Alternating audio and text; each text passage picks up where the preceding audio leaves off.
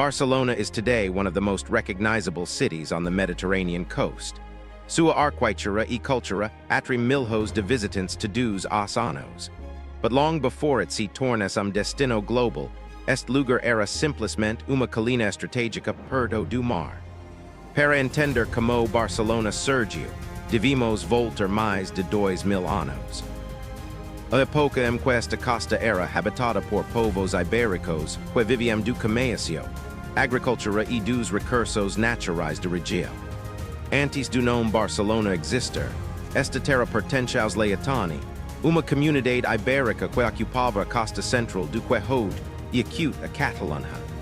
Suas aldeias não eram concentradas em uma única cidade. Em vez disso, formaram uma rede de vilarejos fortificados construídos em colinas, locais escolhidos tanto para defesa quanto para controle das rotas comerciais. Essas comunidades entendiam bem a paisagem. Das colinas, podiam observar a costa, supervisionar os caminhos interiores e manter acesso à água e à terra fértil. A atividade humana, o comércio em pequena escala e as economias locais já existiam aqui, mas a transformação em uma verdadeira cidade só ocorreria com a chegada do Império Poderoso.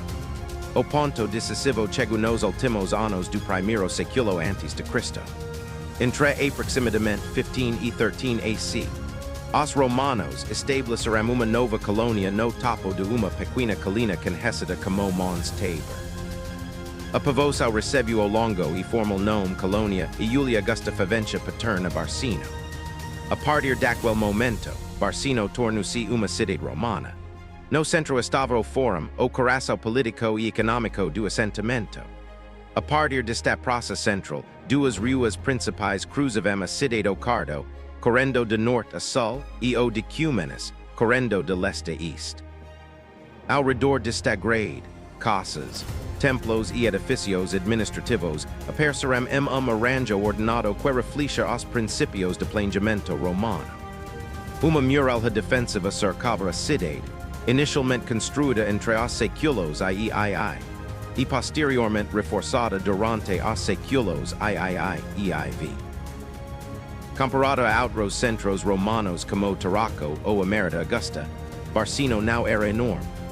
No entanto, possuía uma vantagem que se preveria crucial em tempos incertos sua posição estratégica. Localizada entre a costa do Mediterrâneo e importantes rotas internas, era tanto defensível quanto conectada. A medida que o Império Romano Ocidental começava a enfraquecer, cidades com fortificações sólidas ganhavam importância. Durante o período visigodo, Barcino tornou-se ainda mais significativa quando o rei visigodo Ataulfo estabeleceu sua corte lá por tempo. Embora o centro político do reino visigodo mudasse frequentemente, esse momento elevou o status da cidade na região. Após o colapso da autoridade romana e da era visigoda, a Península Ibérica passou por uma transformação significativa como a expansão islâmica que começou em 711. As forças muçulmanas avançaram rapidamente por grande parte da península, e Barcelona tornou-se parte deste novo cenário político. No entanto, essa situação não duraria indefinidamente. No ano 801, exércitos ligados ao Império Carolíngio, liderados por Luís o Piedoso, filho de Carlos Magno, capturaram Barcelona. Após cerco prolongado, onde fome desempenhou papel decisivo na força de rendição da cidade. A partir daquele momento, a cidade tornou-se uma fortaleza na marca hispânica. Uma região de fronteira defensiva criada pelos carolíngios para separar seus territórios das terras controladas pelos muçulmanos mais ao sul. Barcelona agora servia como centro militar e administrativo guardando a fronteira. No entanto, a cidade continuou a enfrentar ameaças. Em 985, o poderoso líder muçulmano Almanzar lançou ataque que sobrepuja as defesas e resultou no saque de Barcelona após derrotar o conde Borrell II. A devastação foi severa, e Borrell buscou assistência dos reis francos que teoricamente tinham autoridade sobre a região. A ajuda nunca chegou. Quando a dinastia Capetiana subiu ao poder em 987, com Hugo Capito se tornando rei dos francos, Borolai optu por now renovar su voto de lealdade. Termos práticos, essa decisão marcou o início de independência política dos cães de Barcelona, que gradualmente consolidaram a autoridade sobre seus territórios.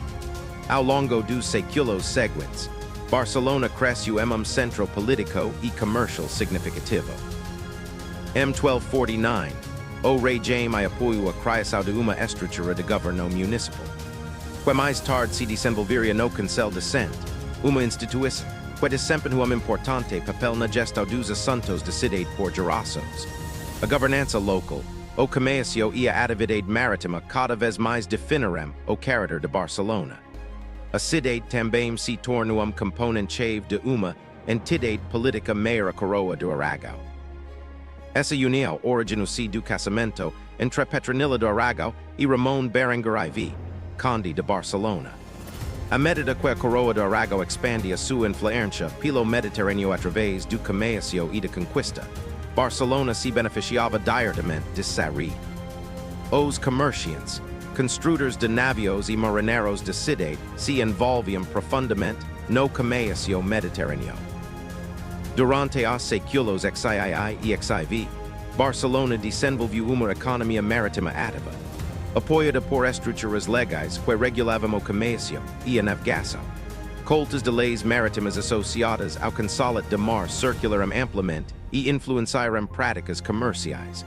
O mar não era mais simplesmente pano de fundo para a vida urbana. Tornou-se a base da força econômica de Barcelona.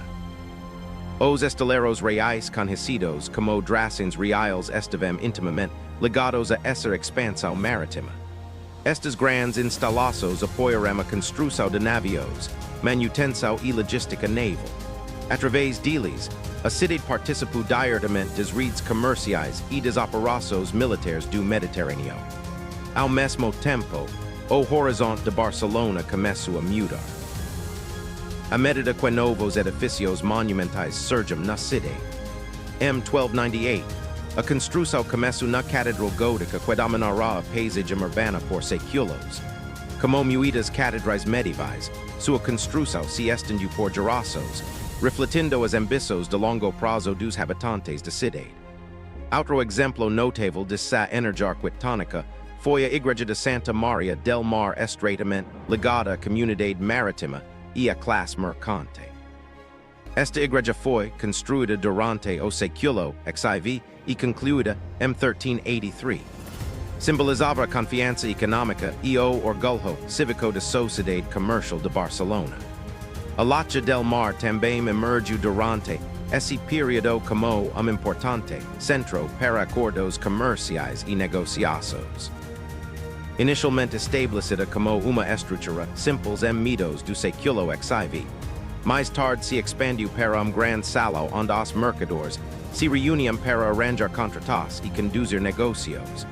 Através dessas instituições, Barcelona fortaleceu sua reputação como uma das cidades comerciais mais dinâmicas do Mediterrâneo. No entanto, a prosperidade não blindou a cidade de turbulências políticas. No século XVI, tensões dentro da monarquia espanhola contribuíram para a eclosão da Guerra dos Cíferos em 1640. Barcelona se envolveu profundamente no conflito e considerações militares mais uma vez reformularam a paisagem da cidade. A colina estratégica de Montjuic foi fortificada, pois controlar essa elevação significava controlar a cidade abaixo, toward the end of the 17th century and the beginning of the 18th. Barcelona suportou uma série de longos cercos e guerras conectadas a lutas mais amplas na Europa. O momento mais decisivo chegou durante a Guerra de Sucesso Espanhola. Após meses de resistência, a cidade finalmente caiu em 11 de setembro de 1714, quando as forças de Felipe V romperam as defesas finais. Esta derrota marcou o fim de uma era política.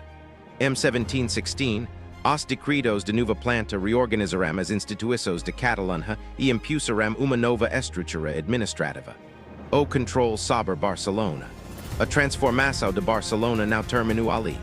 Após a guerra, as novas autoridades ordenaram a construção de uma grande fortaleza, projetada para manter o controle sobre a cidade. Est progedo si torno a cidadela, construida sob a supervisão do engenheiro militar Joris Prosper van Verbo. A construção começou em 1715 e exigiu a demolição de centenas de casas no distrito Ribra, alterando permanentemente a paisagem urbana. Apesar dessas interrupções, Barcelona gradualmente entrou em uma nova fase econômica durante o século XVII. Começando na década de 1730, a produção de textos delgado impressos conhecidos como indianas expandiu rapidamente. Oficinas, investidores e artesãos especializados criaram um setor de manufatura cada vez mais organizado capaz de responder a crescente demanda. O desenvolvimento econômico logo começou a reformular a relação de cidade com o porto também. Em 1753, a construção começou no bairro de Barcelona. Distrito cuidadosamente planejado, construído em terras recuperadas fora das antigas muralhas da cidade. A área fornecia habitação para trabalhadores marítimos e famílias deslocadas por projetos de construção anteriores, ao mesmo tempo fortalecendo a conexão de Barcelona com suas atividades portuárias. Instituições também surgiram para apoiar essa economia em expansão. A Junta de Comércio, estabelecida em 1758, ajudou a coordenar infraestrutura, educação e redes comerciais. Conhecimento e treinamento técnico tornaram-se cada vez mais importantes. Em 1764, novas instituições científicas contribuíram para a circulação de expertise técnica. E em 1775, a Escola de Loja começou a treinar artistas e designers cujo trabalho apoiou a crescente indústria têxtil. Quando a Espanha abriu o comércio com as Américas em 1778, Barcelona já possuía vários ingredientes chave para o crescimento econômico, capacidade de manufatura, mão de obra qualificada, experiência comercial e porto estratégico.